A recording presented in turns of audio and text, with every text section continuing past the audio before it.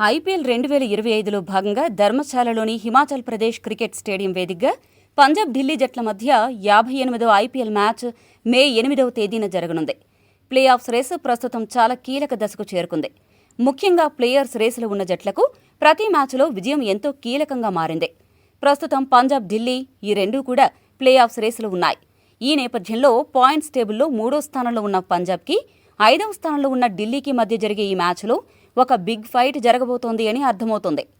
ఇప్పటివరకు ఈ సీజన్లో ఈ స్టేడియంలో ఒకే ఒక మ్యాచ్ జరిగింది. ఆ మ్యాచ్లో పంజాబ్ జట్టు అద్భుత విజయాన్ని నమోదు చేసింది. ఈ పిచ్ బ్యాటింగ్కు స్వర్గధామని తెలుస్తోంది. సులభంగా ఏ జట్టైనా 200 పరుగులు దాటగలదు. ఈ నేపథ్యంలో బ్యాటర్లు కీలకంగా మారనున్నారు. పాయింట్స్ టేబుల్ ప్రకారం ఢిల్లీ జట్టు 5వ స్థానంలో కొనసాగుతుండగా పంజాబ్ జట్టు 3వ స్థానంలో కొనసాగుతోంది.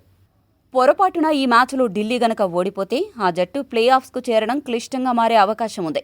తన ప్లే ఆఫ్స్ అవకాశాలు చాలా మెరుగ్గా ఉండాలంటే ఢిల్లీ జట్టుకి ఈ మ్యాచ్లో గెలుపు చాలా కీలకం.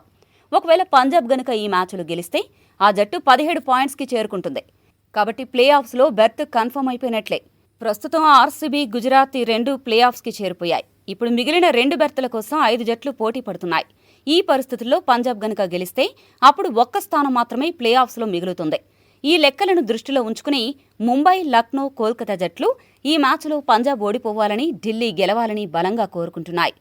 మరి ఇంత కీలకమైన ఈ మ్యాచ్ కోసం 2 జట్ల బలాబలాలు ఎలా ఉన్నాయి, ఏ జట్టుకు గెలిచే అవకాశాలు ఎక్కువగా ఉన్నాయన్న విషయాలను ఇప్పుడు మనం చూద్దాం.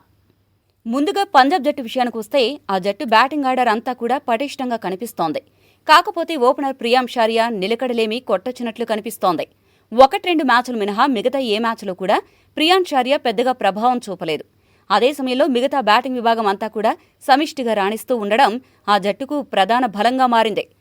అదే సమయంలో పంజాబ్ బౌలింగ్ విభాగం కూడా చక్కటి ఫాస్ట్ బౌలర్లు, అలానే మంచి స్పిన్నర్లతో కలకల్లాడుతోంది. ధర్మశాల స్టేడియం స్పిన్నర్ల కంటే ఫాస్ట్ బౌలర్లకు ఎక్కువగా అనుకూలిస్తుంది. కాబట్టి ఈ మ్యాచ్లో కూడా ఒకే ఒక స్పిన్నర్ చాహల్తో పంజాబ్ జట్టు బరిలోకి దిగుతోంది. ఇక ఢిల్లీ జట్టు విషయానికి వస్తే ఢిల్లీ జట్టు బౌలింగ్ విభాగంలో మంచి స్పిన్ ఆల్రౌండర్లు, చక్కటి ఫాస్ట్ బౌలర్లు అందుబాటులో ఉన్నారు. కాబట్టి బౌలింగ్ విభాగం అద్భుతంగా ఉందని చెప్పొచ్చు. కానీ ఢిల్లీ బ్యాటింగ్ విభాగం మాత్రం నిలకడలేమితో ఇబ్బంది పడుతోంది. కరుణ్ నాయర్ వరుసగా ఫ్లాప్ అవుతున్నాడు. డూప్లెసిస్, అభిషేక్ పోరాల్ ఎప్పుడు ఆడతారో, ఎప్పుడు ఆడరో వారికి క్లారిటీ లేదు. ఇక మధ్య ఓవర్లలో వేగంగా పరుగులు చేయడంలో కేఎల్ రాహుల్ కాస్త వెనుకబడి ఉన్నాడు. గత కొన్ని మ్యాచ్లుగా ఢిల్లీ ఓడిపోవడానికి ఆ జట్టు బ్యాటింగ్ విభాగమే ప్రధాన కారణమని చెప్పొచ్చు. మరి ఈ పరిస్థితుల్లో ఈ కీలక మ్యాచ్లో ఢిల్లీ జట్టు బ్యాటర్లు ఎలా వ్యవహరిస్తారో వేచి చూడాలి. అయితే హైదరాబాద్ మ్యాచ్ కోసం నటరాజన్ను ఈ సీజన్లో మొదటిసారి ఢిల్లీ జట్టు తుది జట్టులోకి తీసుకురానుంది. కానీ వర్షం కారణంగా అతని సేవలను వినియోగించుకోలేకపోయింది. మరి ఈ బ్రహ్మాస్త్రాన్ని ధర్మశాలలో ఢిల్లీకి ఏ విధంగా ఉపయోగపడుతుందో వేచి చూడాలి.